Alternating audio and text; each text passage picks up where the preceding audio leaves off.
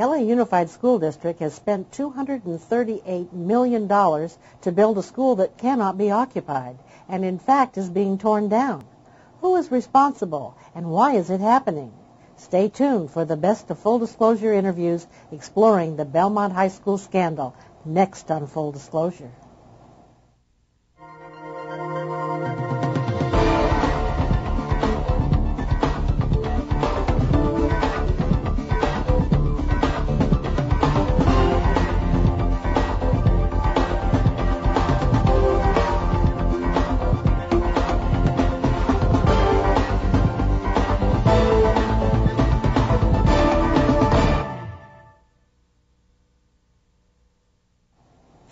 Hello, I'm Leslie Dutton. Today on Full Disclosure, we're going to bring you the news behind the news on a $500 million scandal that the news media is ignoring and possibly suppressing. This is the best of Full Disclosure special edition on the LA Unified School District's notorious Belmont High School, recently renamed Vista Hermosa.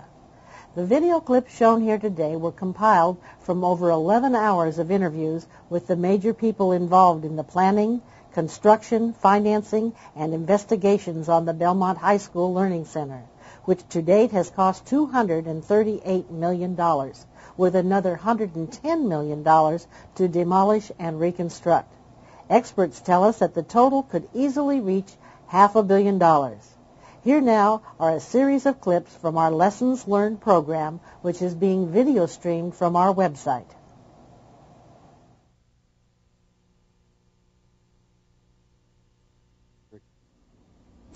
What role does politics play in the school construction process?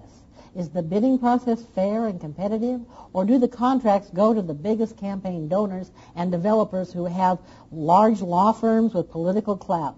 Established a task force that was to determine the use of that property. We were to put the 13 acres and 24 acres together to make the entire project. That task force included representatives from the community, the business leaders, teachers, the unions, classified unions, parents, a whole group of people. I was hired by the school district to do exactly that, to start looking, assisting them with finding construction sites that they could acquire, assisting them with the legal process of building schools, which is very technical in California. And it evolved over time into my becoming part of a project team that was specifically created to start knocking down the barriers to school construction. When it comes to fraud, there's I call it a fraud triangle. There's opportunity, motive, and rationalization. There's opportunities for people to commit fraud. People have motives to commit it, and then they rationalize that it's okay. You know, everybody else does it. I'm going to give the money back. I deserve that promotion, therefore I'm going to take this money. So our primary role is to reduce that opportunity. Belmont itself was originally conceived to be a multi-use, I won't say joint-use facility. It was going to have a grocery store at the bottom. It was going to have housing. It was going to have quite a number of components that really weren't permitted by law at the time in the state of California. And what we found was enormous waste, fraud, and abuse. It was a tragedy because they knew, they being the school district and the people developing the property, at all times about the environmental hazards. This school was being built on an old oil field, which is not unusual in Los Angeles. Many of our properties, including our downtown Central Library, is built on an old oil field. The problem is that you have methane, a gas that comes out of that oil field, as well as hydrogen sulfide, a more dangerous gas. It's the one that smells like rotten eggs. You have to make sure that you take care of those gases by venting them, capturing them, and eliminating them from human exposure. That was not done at Belmont, and that is the central reason the school is not occupied today. Absolutely. Don't we have laws that mandate that there be mitigation and protections against hazardous environmental conditions? Absolutely. Belmont complied with all of those. They did? Absolutely. Then why is it that some people believe that the contractor didn't comply? Where do they get that impression? Leslie, the problem is the whole issue has to do with the union dispute at the new Atani. It has nothing to do with the environmental condition of the Belmont site. That is one of those issues that people create to encourage hysteria. And the fundamental issue of Belmont has to do with the Hotel Workers Union and the Nuitani and not with the oil Is field. it possible that the people that wanted to get rid of that property and sell it to the LA Unified School District so they wouldn't have to clean it up?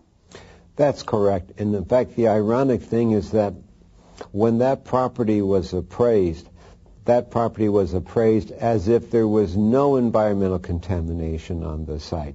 The state Division of Oil and Gas, in a letter written to LAUSD, told them they could not find a worse site imaginable to build a school. How can the Inspector General dig out all this stuff with all of these exhibits and everything and have nothing be wrong?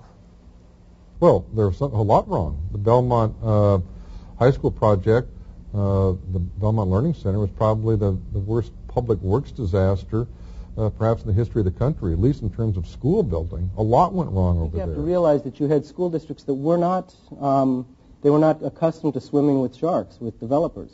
And in many cases, developers were able to sell them a bill of goods, which actually, in the final analysis, cost the districts money instead of generating the kind of money that they had anticipated. I think what happened here is you had a very weak customer. You had professionals who knew the customer was weak.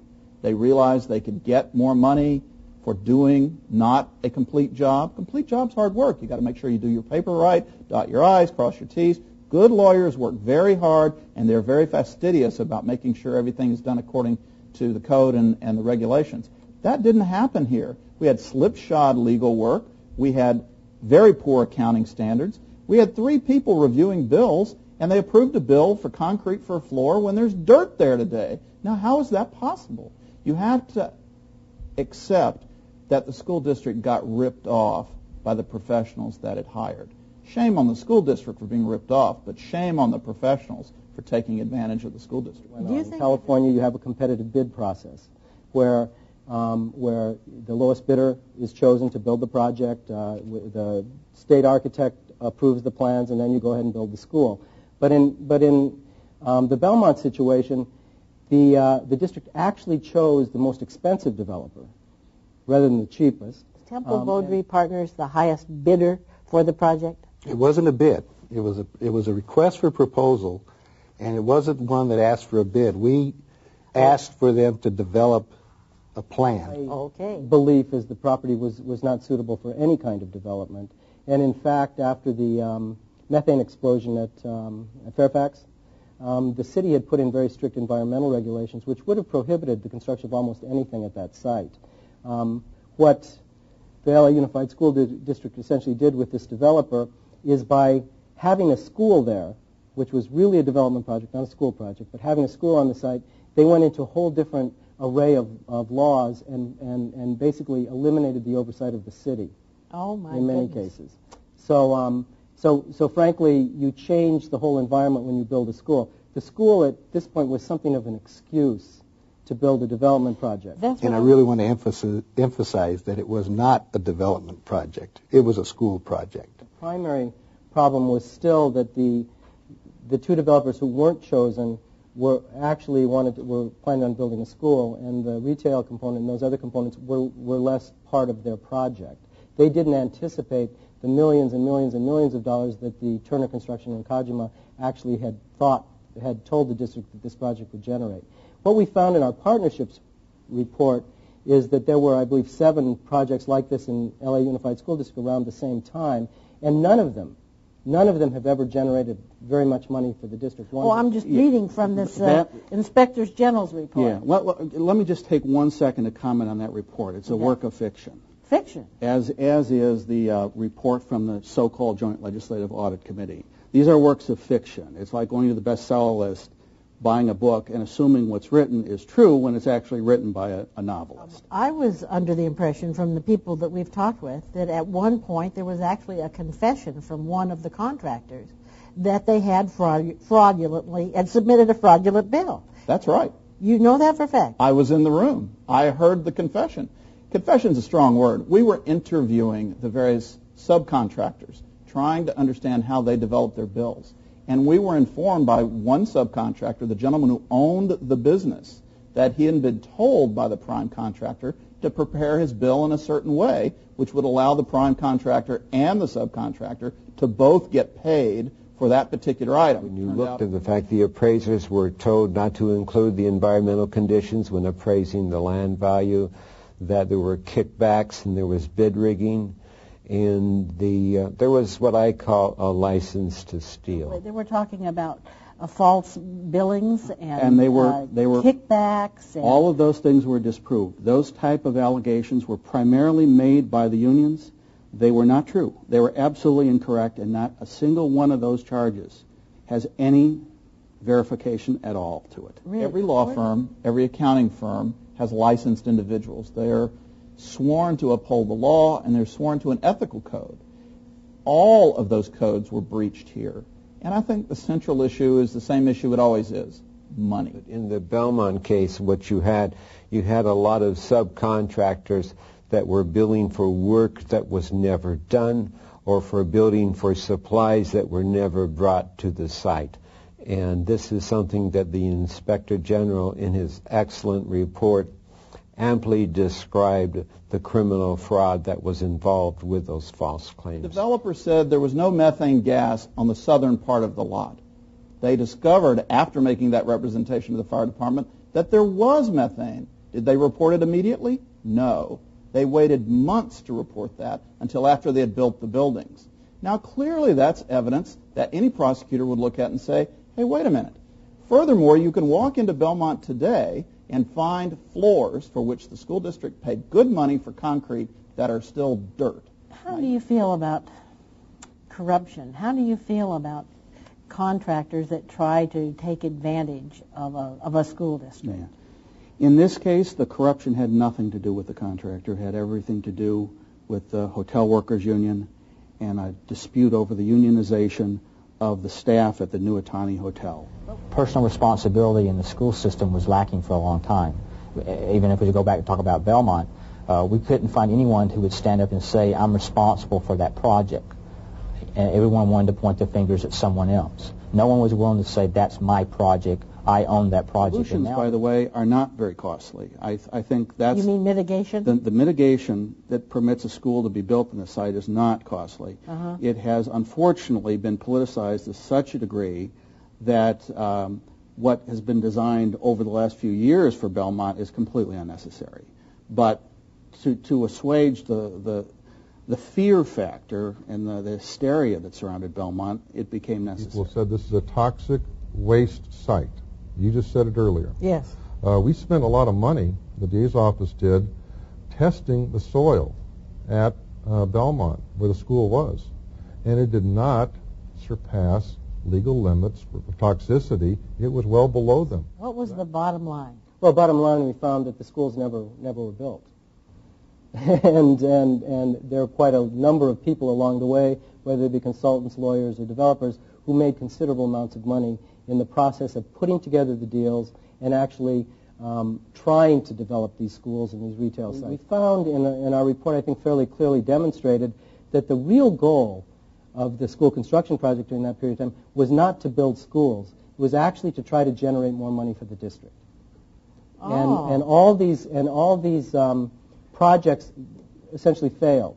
And what we have now, 10 years later, 15 years later, is we have no new schools. And I firmly believed in the Belmont project when it was under construction, and I firmly believe in it now. And there is nothing wrong with that project, and the school should be built. What happened with Belmont is the district learned a very important lesson, that you can't take on projects like that without competence inside the school system. The problem is that's, school districts or any government agency is not really, they're not really in the business of making money. They shouldn't be in the business of making money, because there's a risk whenever you're in the business of making money. You can't risk the future of our kids. The Inspector General and the people he had writing that report know absolutely nothing about real estate and nothing about school construction. And that's why I say it's a work of fiction. And to this day, we could never, those of us who were involved in trying to build schools could never get these people to debate us in public, those of us who were building the schools. We said, fine, you want to criticize it, Do it in a public forum. Let us debate you. Don't surreptitiously write this stuff that nobody can challenge till it's published in the press. They have never done that. To this day, they haven't. And the debate continues. We'll be right back to find out how the LA Unified School District could waste $238 million on one high school and no one be criminally liable. We'll be right back. In the government, there's a phrase used to restrict access to information. That phrase, need to know. At fulldisclosure.net, we want you to have all the information you need to be an informed citizen, unlimited access to all the information we've gathered on our TV show. And if you can't watch us on your local cable station, streaming video of complete shows when you want them. Fulldisclosure.net, when you need to know, the news behind the news. Welcome back to the Best of Full Disclosure on the Belmont School Construction Scandal. Next, we are featuring clips from our interviews with District Attorney Steve Cooley and investigators on why no one was found criminally liable for the waste, fraud, and abuse. And when we come back, I'm going to ask Steve Cooley about exactly why he declined to indict and to call a grand jury investigation on the Belmont case. So some previous report they wrote suggesting let's say administrative failings or bad advice or bad legal counsel may be well taken, but don't translate into someone should be criminally indicted. To do that, you need a violation of the law, you need proof beyond a reasonable doubt, you need sufficient admissible evidence to accomplish that. You need a legal theory. Well, some people suggested, this is a terrible project, let's indict somebody. How about, let's see if there's any evidence of a law being broken within the statute of limitations. So when Tony asked me to join and help out in any way I could, I was enthusiastic. I said, finally, we're going to get justice. Well, I guess I better just say that we've interviewed Steve Cooley, and we have a video clip of him which basically says, he's saying that he wasn't given names, that the Inspector General and Mr. Patchett did not name names, and they didn't ask for indictments. The people say indict someone, they don't want to name who, they don't want to say what charge. Mm-hmm. And if any of your previous guests, the Inspector General or Mr. Patchett, are willing to come out with the names and the charge they would have filed, I'd be very interested. They were both given ample opportunity to do so because they were both part of this broad-ranging Belmont Task Force investigation, which, not because of them necessarily, but they did contribute to the process, resulted in a very thoroughgoing analysis of all theories of criminal liability. Well, it was my understanding that Mr. Patchett, as head of the ad hoc Belmont Mr. Task Force, Patchett, did recommend indictment and the grand jury. Well, no, he didn't. He did not. He did not. The grand jury was used to obtain evidence. And do you know that to be a factual statement? Those are simply false statements. I don't know why Mr. Cooley would want to misrepresent the record. The Inspector General's letters I signed, so I have personal knowledge of who we named. They were directed originally to Mr. Garcetti, but when Mr. Garcetti was defeated by Mr. Cooley, all of that information was made available. I was in the room. I saw the boxes. I saw what was available to the district attorney. I saw it on the tables in front of Mr. Cooley. All that information was there. Why he would make those statements, I don't understand. So they lied. They sure did lie. And they were able to get away with it, which to me shows crime does pay. For reasons I've never understood, the district attorney declined to make that prosecution. Did you actually name names? We named names. We named specific individuals. We named company names. We were very clear. We laid out the evidence page by page, document by document. Anyone with a grade school education could have followed our approach. I think it was a political decision not to prosecute these folks who are very big, powerful interest in our community. You only have to look at who backs him, where does he get his money. And that's one of the things that I'd like to do is I'd like to take the for sale sign down off the district attorney's office. April 14th of 2000, there was a press release issued by the Attorney General, by the district attorney who was then Gil Garcetti, and the city attorney who was James Hahn. And their press releases announced on the very same day that the three major prosecutorial agencies in the state of California were declining to prosecute on Belmont. Can you tell me, is that something that happens frequently where all the prosecutors get together and decide not to prosecute? It's unprecedented in my experience. I've worked for a governor. I was a special assistant attorney general under John Vandekamp. I'm very familiar with the process. I'd never seen that happen in my life, but I think I can understand why they did what they did. Why? I talked to each of those prosecutorial offices, to individuals in the office, as we went along. The attorney general had a conflict. State agencies had not done their job in the review of the environmental documents. In fact, the governor's office had failed to send out the key environmental documents to the Department of Toxic Substances, which is the state's expert on these kinds of environmental issues, so they never had a chance to review this. So they had a conflict because they are the lawyers for state agencies. Similarly, the city attorney, certainly Mr. Hahn's a very fine man, but it's very hard to be on both sides of a controversy. The fire department had knowledge that the methane was there, and they had done nothing. So as a result, the city attorney, who's the lawyer for the fire department, had a conflict. The only party at that table who didn't have a clear conflict was the district attorney. And I think the problem with the district attorney was a lack of guts, a lack of courage, and an unwillingness to break with the other prosecutors. So they all got together and said, look, let's bury this thing. Let's put out our whitewash reports. They published them on a Friday afternoon, so the folks like you in the press going home for the weekend wouldn't make a big deal out of it. And in the process, they hurt and betrayed the children and the taxpayers.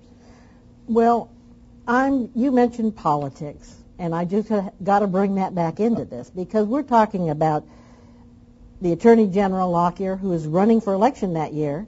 We're talking about a district attorney, Gil Garcetti, who was running for election. And we're talking about a city attorney who was running for election. The fact that they got together and decided not to prosecute, could it be more than just a conflict? Could it be a political situation for them, too, that there was pressure on some of the powerful interests that didn't want them to prosecute? Sure. I think if you go through and look at each of those folks from the standpoint of their political contributions, from the roles that are played by big law firms and big construction firms and other large economic actors in our community, sure, there's a lot of pressure that's brought to bear. I think it was a lack of courage to protect inner city, mainly Latino kids and taxpayers like you and me. It's an outrage in our community. People should stand up and say, I'm mad as hell and I'm just not going to take it anymore. We get abused every day as taxpayers. Our children get ripped off in terms of their futures, and Angelinos are not standing up and saying, I won't put up with it anymore. That's what we need. Do you think there's When we come back, we'll give you an update on the latest developments with the notorious Belmont High School scandal. The website you've been looking to for accurate information has the best of Full Disclosure videos 24/7 at fulldisclosure.net. We're streaming TV's Emmy Award-winning Full Disclosure with Leslie Dutton, uncovering waste, exposing fraud, revealing corruption. So even if you miss us on TV, we're available when you want to watch. We've got the latest information on upcoming shows, a cable channel guide, and news about special series. fulldisclosure.net, the news behind the news. Welcome back to the best of Full Disclosure on the LAUSD Belmont High School scandal.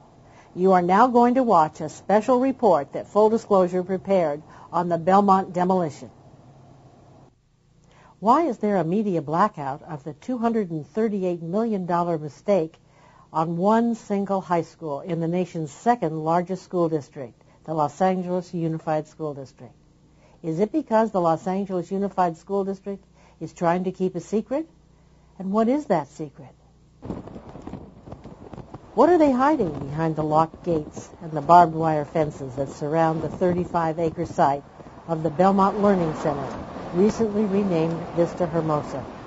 Could it be they are embarrassed about the additional $110 million it's costing to erase or demolish this mistake? Well, we just want to take some pictures of the demolition on the public property. This property is public property, a public school. And we just need to take some pictures. Is that why they waited till Christmas time to begin the demolition? Did they wait until people and the media were distracted? Let me ask you, we need to get some pictures of the same thing. Yeah. I can't allow it because the school district didn't authorize it. They told me not to let anybody in that's not on our insurance list. It's an insurance situation. Well, we got a certificate of insurance, naming the LA Unified School District. Yeah, you need to go through Rick. I think you know who Rick is. Yes, I do. Yeah, I just talked to him this morning, and he reiterated that anybody that's not on the list needs to go through that. All right, well, full disclosure was not to be deterred. We rented a truck in order to shoot video over the barbed wire and tarp-covered fences. In fact, we even rented an airplane in order to get video footage of the demolition of this brand new and never occupied school that cost so much money.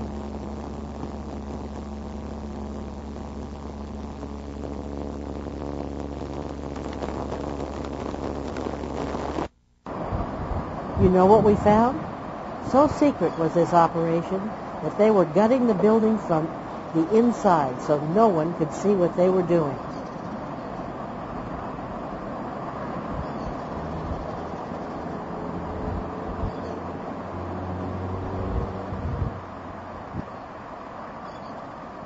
When it came to bringing down the outside of the building, even the workmen stopped when they saw the full disclosure camera.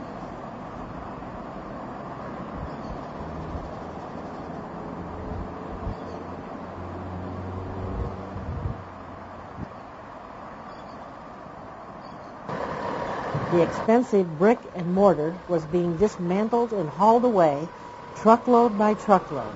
And so secretive was the operation that the gates to the construction site were quickly closed and padlocked behind each truckload leaving to prevent full disclosure from getting a glimpse of what was going on inside the 35-acre site.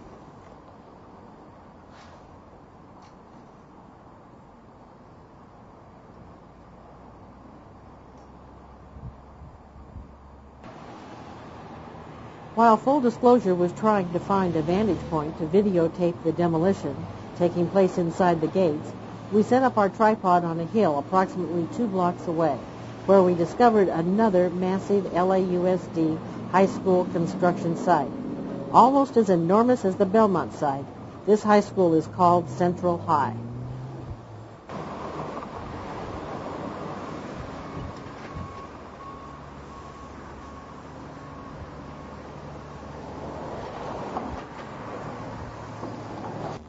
Here among the skyscrapers of Los Angeles, which house the powerful law firms, banks, and the city's elite, is the Los Angeles Unified School District's own headquarters, which has cost $180 million. And in the shadows of these skyscrapers is Central High, under construction, and Belmont Vista Hermosa, under reconstruction, and an estimated to cost as much as $500 million. Coming up soon, Full Disclosure will continue our special series on the LAUSD Belmont School construction. And we will ask the questions. Why was Belmont demolished? Was it necessary to tear down a new school? And when it's rebuilt, will it be safe? Join us next time to learn the answers to these questions. Thank you. Full Disclosure is a non-commercial public affairs program sponsored by the Citizens Protection Alliance. For a transcript or videotape copy of today's program or a listing of airtimes and channels, call our toll-free number at 1-800-867-7777 or visit our website at www.fulldisclosure.net.